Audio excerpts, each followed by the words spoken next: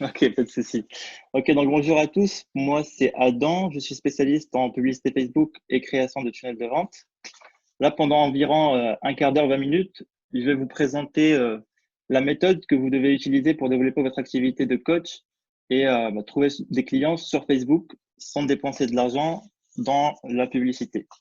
À la fin de mon intervention, je vais partager avec vous la présentation que je vous fais actuellement, donc en PDF. Voilà, donc on va commencer. En général, quand vous commencez votre activité de coaching, vous avez probablement entendu dire que vous devez valider votre offre de façon organique ou bien gratuite avant de vous lancer. Donc, qu'est-ce que cette phrase veut dire concrètement? C'est en fait, en général, les gens vous donnent des conseils comme rejoindre des groupes sur Facebook, commenter des publications en essayant d'apporter de la valeur, ajouter des personnes sur votre réseau d'amis. Mais tout ça, ce sont des recommandations qui sont très bien, mais en réalité, si vous ne mettez pas un plan d'action clair que vous allez suivre régulièrement, vous n'allez pas obtenir de résultats. Moi, mon objectif aujourd'hui, c'est de vous présenter un plan d'action simple qui vous permettra d'obtenir vos premiers clients en coaching dans les 30 prochains jours. Donc, la première étape du plan que je vais vous présenter, c'est que vous devez toujours prospecter avec votre profil Facebook plutôt qu'une page Facebook. Pourquoi? Tout simplement parce que l'objectif de Facebook, c'est de vous inciter à dépenser de l'argent dans la publicité. Donc, c'est normal, c'est comme ça qu'ils gagnent de l'argent. Mais du coup, ce qu'ils ont fait, en fait, ils ont baissé la portée organique des pages Facebook.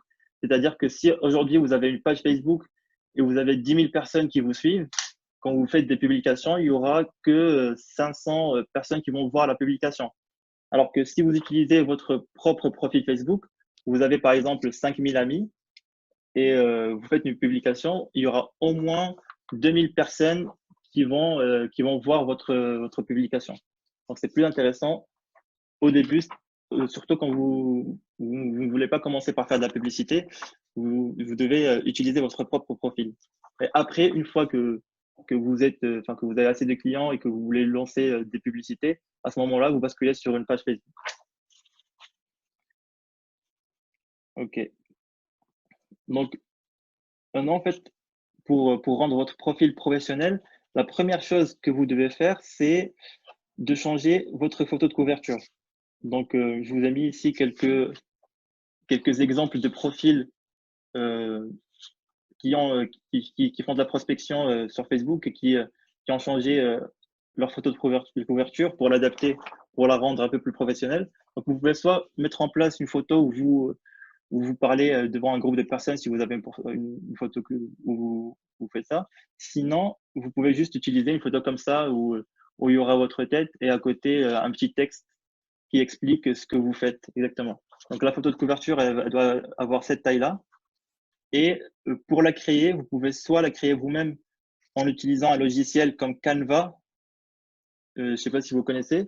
Sinon, si vous n'êtes pas trop, vous n'aimez pas trop faire du graphisme, vous pouvez sous-traiter cette mission dans un site comme 5euros.com, par exemple. Donc, vous aurez pour 5-10 euros maximum. Le troisième point, c'est d'ajouter une description professionnelle à votre profil. Comme ici, par exemple, une introduction où vous expliquez clairement votre proposition de valeur. Et à la fin, vous pouvez même diriger vers soit votre site, soit une page où vous présentez plus votre service. Et ensuite, vous ajoutez aussi les informations ici, là, ce que vous faites, enfin, quel est votre poste, où vous habitez, etc. Je vous ai mis ici un petit exemple de proposition de valeur que vous pouvez ajouter en introduction. Il faut vraiment mettre en place, enfin, faut vraiment parler de votre cible et de qui vous aidez. Là, par exemple, j'aide les femmes qui viennent d'avoir un enfant à perdre du poids avec un programme d'entraînement sur mesure.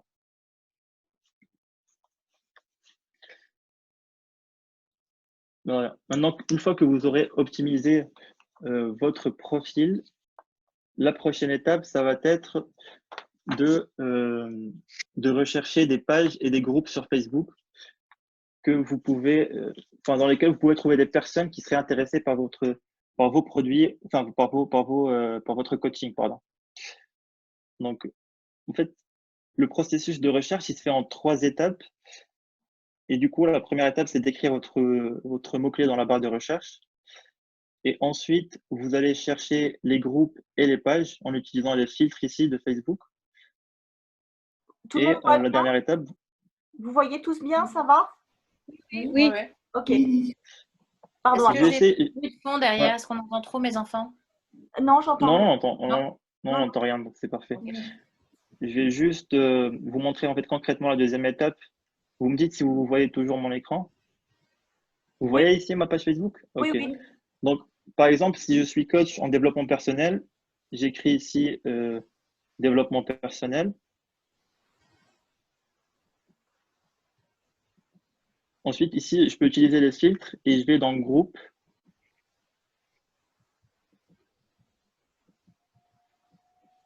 Et je vais rejoindre tous les groupes. Ici, Facebook me sort tous les groupes qui parlent de développement personnel.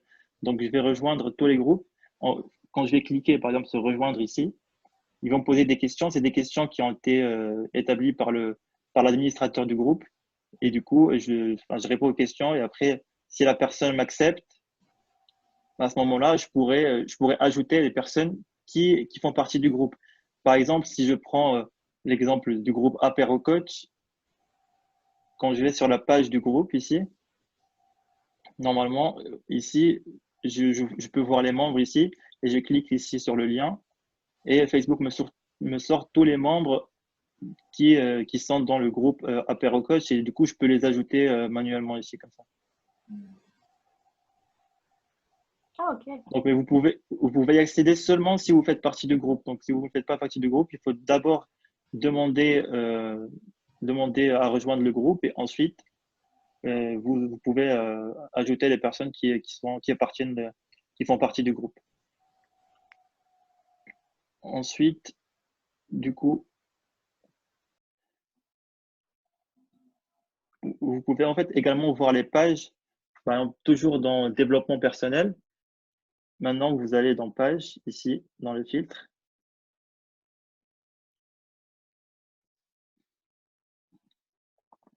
Je vais cliquer par exemple sur cette page. Ici, on peut voir les personnes qui sont abonnées à cette page, enfin le nombre de personnes qui sont abonnées à cette page. En l'occurrence, ici, on a 110 000 personnes. Mais par contre, on peut pas voir les profils de ces personnes. Donc, ce qu'on peut faire, c'est on descend un peu plus en bas et on va essayer en fait de voir les personnes qui ont interagi avec les publications. Ici, par exemple, il y a 614 personnes qui ont aimé cette publication qui parle de développement personnel. Donc, ça va être des personnes qui seront intéressées par ce sujet, par le développement personnel, et du coup, qui pourront être intéressées par mes services si je suis coach en développement personnel. Donc, je clique ici sur, euh, les mentions j'aime et je vois toutes les personnes qui ont aimé et je peux les ajouter directement ici. C'est comme du phishing en fait, Adam. Comment ça, du phishing? Bah, tu voles en fait les répertoires des autres groupes et des pages, quoi. En gros, un petit peu, non? Mais l'objectif d'un groupe, ce n'est pas du tout une personne qui font des prestations de services. C'est juste un endroit où les gens se rassemblent. Tu as raison. Et du coup, on va juste chercher l'endroit où les gens se rassemblent Ok, pour donc on n'a pouvoir. pas de scrupule à le faire. Ça va alors. Ouais, ouais. C'est pas, enfin, par exemple, pour cette page-là, ils proposent pas des prestations de coaching en développement personnel. C'est Tu juste as des raison. gens qui partagent des citations et voilà, c'est tout. Ok. Donc, je vais revenir à ma présentation.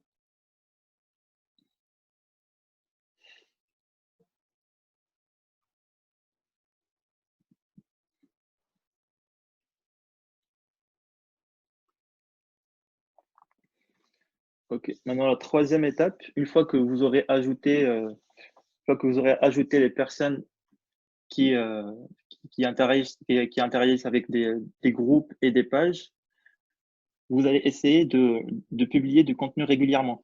Rappelez-vous, comme je vous ai dit au début, si vous avez, si vous avez par exemple 5000 amis, avec un profil Facebook, vous pouvez avoir jusqu'à 5000 amis maximum. Mais avec les 5000 amis, il y aura minimum 2000 ou 3000 personnes qui vont voir les contenus que vous allez publier. Donc, du coup, au lieu de les contacter directement, vous pouvez publier du contenu régulièrement, une fois par jour ou 3 fois par semaine. Et du coup, si c'est des contenus inspirants, les gens ils vont pouvoir les voir. Et quand ils cliqueront sur votre profil, ils vont voir que, que, que c'est un profil professionnel et que vous proposez du coaching derrière. Ils vont sûrement vous contacter pour vous demander quelques conseils ou vous poser plus de questions. Ensuite, ce que vous pouvez faire aussi, vous allez voir quand vous allez rejoindre les groupes, vous allez voir des personnes qui vont poser pas mal de questions dans les groupes. Et ce que vous pouvez faire, c'est de répondre à ces questions tout en apportant de la valeur et ne surtout pas essayer de vendre votre coaching. Vous allez juste essayer d'aider les personnes qui se posent des questions et essayer de leur apporter des solutions. Et si ils voient que votre réponse est pertinente et que ça a vraiment répondu à leurs questions, à ce moment-là, automatiquement, ils vont se dire, ouais, cette personne est intéressante, je vais essayer de voir son profil. Et dès qu'ils cliqueront sur votre profil, ils tomberont sur sur un profil professionnel et ils pourront vous contacter directement si vous voulez aller plus loin. Le troisième point qui est optionnel, vous n'êtes pas obligé de le faire. Donc, si vous ne vous sentez pas à l'aise de contacter directement les personnes ces personnes que vous ne connaissez pas forcément, vous pouvez ne pas le faire. Mais si vous voulez le faire, je vous conseille fortement d'utiliser les messages vocaux parce que c'est beaucoup plus impactant et les personnes sont plus susceptibles de répondre à vos messages si vous envoyez un message vocal en disant oui, salut, moi c'est Julien, coach en développement personnel. J'ai vu que tu suivais cette page-là et du coup je me suis dit je pouvais me permettre de te contacter pour essayer de voir comment je peux t'aider ou voilà, faut travailler sur une phrase d'accroche que vous pouvez lui envoyer.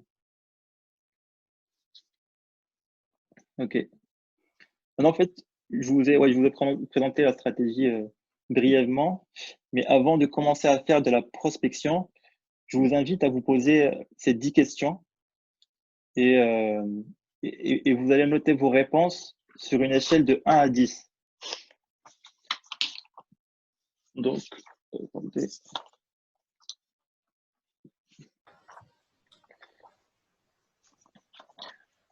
Là, la première question que vous pouvez vous demander, si est-ce que votre offre est claire? C'est-à-dire, quand vous dites ce que vous faites aux gens, est-ce qu'ils comprennent directement ce que vous faites ou bien vous avez besoin de leur expliquer un peu plus en détail ce que vous faites? La deuxième question, c'est est-ce que vous arrivez à mettre en avant votre parcours pour montrer votre crédibilité? Troisième question, est-ce que vous êtes apprécié quand vous discutez avec les gens ou avec vos prospects pour créer une connexion émotionnelle avec eux? La question suivante, c'est est-ce que vous pratiquez de l'écoute active pour que l'autre se sente vraiment compris? Donc, quand vous êtes avec un prospect, est-ce que vous essayez de comprendre ses objectifs, qu'est-ce qu'il veut atteindre pour ensuite lui proposer une solution adaptée et ne pas juste proposer un coaching pour lui proposer du coaching. La cinquième, je suis dans la cinquième question, c'est est-ce que votre objectif de coaching semble réaliste par rapport à la demande du coaché? Donc, là, c'est très important parce que la personne que vous allez coacher doit avoir le sentiment qu'il puisse accomplir ce que vous lui proposez. Vous ne pouvez pas lui proposer quelque chose d'irréaliste. La question suivante qui est importante aussi, c'est est-ce que votre prospect arrive à visualiser de réussir à vos côtés? Est-ce que votre offre est alignée avec ses attentes? C'est-à-dire, est-ce que vous arrivez à lui faire comprendre que votre coaching va l'aider à accomplir ses objectifs? Et est-ce que vous arrivez à mettre en avant votre coaching, c'est-à-dire les bénéfices qu'il va retirer concrètement dans sa vie de l'accompagnement que vous allez lui proposer. Donc, il faut vraiment que vous soyez clair sur les bénéfices que vous allez lui rapporter. Maintenant, c'est ma deuxième question que je vous invite à répondre, c'est est-ce que vous prenez suffisamment de temps pour créer une connexion avec votre prospect avant de lui proposer votre offre? Donc, pour qu'il puisse être en confiance au moment où il va prendre sa décision finale. Et la dixième, ce qui nous mène à la dixième et dernière question, c'est est-ce que vous parlez du prix à la fin, c'est-à-dire une fois que la personne a vraiment compris la valeur de l'accompagnement que vous allez lui apporter. Vous savez, des fois, il y a des personnes qui vous demandent le prix de votre coaching dès le début, alors que vous n'avez même pas présenté ce que vous pouvez leur apporter. Et il faut pas forcément leur donner le prix dès le début parce que il faut d'abord leur faire comprendre, leur montrer la valeur de votre accompagnement et tout ce que vous allez mettre en place. Et une fois qu'ils auront tous les paramètres, qu'ils auront bien compris ce que vous allez leur apporter, à ce moment-là, vous leur donnez le prix. Parce que si vous leur donnez le prix dès le début, ils vont pas forcément comprendre la valeur et du coup, s'ils trouvent que c'est trop cher, ils vont pas vouloir continuer avec vous alors qu'ils n'ont même pas compris la valeur que vous pouvez leur apporter. Donc, je vous invite vraiment à répondre à ces questions. Essayez de noter votre question de 1 à 10 sur une échelle de 1 à 10 et pour que vous puissiez améliorer votre offre, votre positionnement et la valeur que vous pouvez apporter à vos clients. Excuse-moi, Adam, je te coupe 2 minutes. Oui. Parmi tous ceux qui sont là, il y en a combien qui diraient que leur offre est claire aujourd'hui? Pour moi, c'est le cas. Pour moi aussi, je suis allé sur ça. D'accord. Est-ce qu'il y en a où l'offre n'est pas claire? J'entends un c'est qui? Oui. Voilà, ça y est. Non, moi, c'est pas clair. D'accord. Ok. Enfin, j'ai pas envie non plus. Ah, d'accord, c'est autre chose. Non, mais l'exemple, par exemple, que tu donnais à Adam, qui était extrêmement précis sur. J'ai encore du mal à formuler une phrase pareille, quoi. J'accompagne les femmes qui veulent perdre du poids après une grossesse par un entraînement très personnalisé. C'est un exemple Voilà. Que tu as cité. Et bon, je me trompe probablement, vu que je ne croule pas sous les clients. Donc, je crois que je vais finir par accepter cette réalité, c'est-à-dire de cibler quelque chose. Mais j'ai du mal à cibler, enfin, j'ai pas envie de cibler, mais bon, je vais finir par le faire. Voilà, c'était juste pour te répondre. Pour quelle raison tu veux pas cibler parce que tu as l'impression que si tu cibles, tu vas te priver d'une catégorie de clients ou... Oui, c'est exactement ça. C'est exactement ça. Je me rends compte avec mon autre activité où justement le web master, on peut parler ou Oui, ça va si on discute là, chef? Oui, il n'y a pas de souci, on peut parler. C'est le webmaster, c'est exactement, me dit ça en voyant mon ancien site mon site pour mon ancienne activité, où il m'a dit oh là là, il y a trop, tu dis trop de choses. Et en fait, en réfléchissant, je me suis dit oui, mais parce que les gens, il faut qu'ils sachent que je peux faire ça, puis je peux faire ça, puis je peux faire ça, puis je peux faire ça, je fais ça.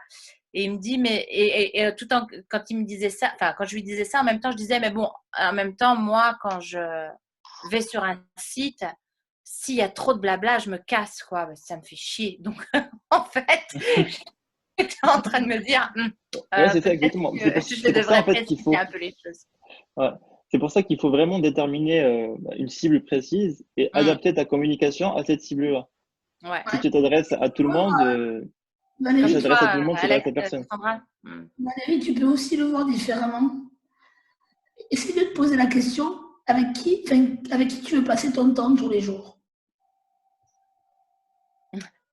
Je ne répondrai pas à cette question. On est enregistré. C'est juste une question.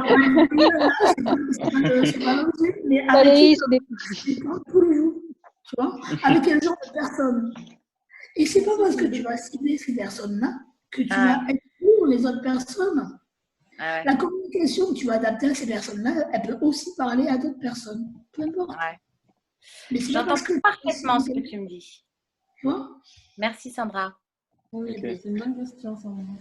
Je vois qu'il nous reste un peu moins de 9 minutes. Donc, de toute façon, je suis arrivé à la fin. Donc, je suis arrivé à la fin de cette présentation. Donc, j'ai essayé de partager avec vous un maximum d'informations en à peu près 15-20 minutes.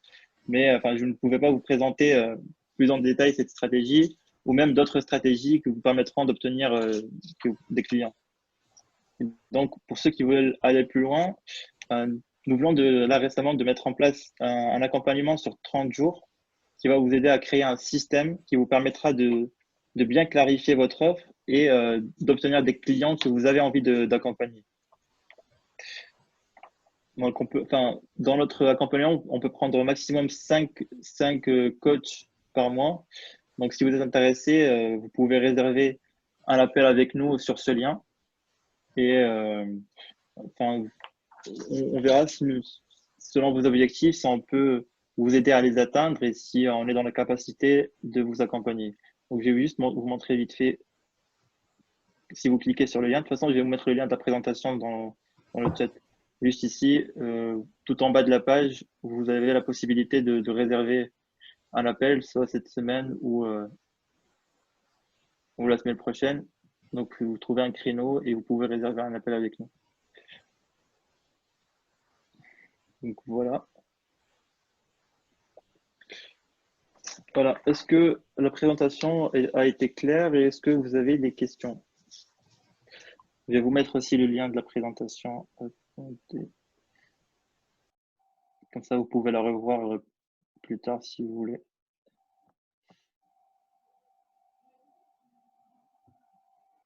Non, pour moi, c'est bon. La seule chose, c'est je mettrai de toute façon sur le groupe le replay des petites explications d'Adam. Et puis, Adam va me donner aussi le lien vers son site internet. Et il a un petit formulaire aussi que où vous pouvez le contacter si vous avez des questions, si vous avez besoin d'un accompagnement ou autre. N'hésitez pas. Et puis, de toute façon, je pense qu'il repassera dans quelques temps refaire des petites présentations comme ça pour ceux qui viendront après, ou si vous avez d'autres questions. N'hésitez pas à poser les questions aussi sur le groupe. Je pense que Adam, tu fais partie du groupe, donc tu les verras passer. Oui, bien sûr. Voilà, il vous fera vos réponses, quitte à ce qu'ils reviennent nous voir dans un apéro coach pour répondre un petit peu aux questions que vous posez. Voilà. Avec grand plaisir. Donc, je vous ai mis le lien de la présentation ici. Donc, si vous voulez le regarder, vous pouvez le visiter pour voir un peu plus ce que je vous ai partagé aujourd'hui. Je crois que tu me l'as mis en privé, Adam. C'est pas grave, je vais remettre. Je vais le mettre tout le monde. Ok. Hop, voilà. C'est bon. C'est bon, vous arrivez à le voir? Yes. Ok. Est-ce que vous avez des questions? Est-ce que ça vous apporte quelque chose par rapport à ce que vous connaissiez déjà? C'était super intéressant. Franchement, je ne connaissais pas cette petite astuce de créer justement une page professionnelle via son propre profil et d'aller chercher un petit peu justement dans les différents groupes de potentiels prospects. Et très intéressant. Merci. Merci beaucoup. Avec plaisir. Enfin, c'est pas du tout créer une page professionnelle, c'est juste utiliser son propre profil pour faire de la prospection. Oui. Ouais, c'est ça. Merci. Pour avoir plus de visibilité. Avec grand plaisir. Ouais.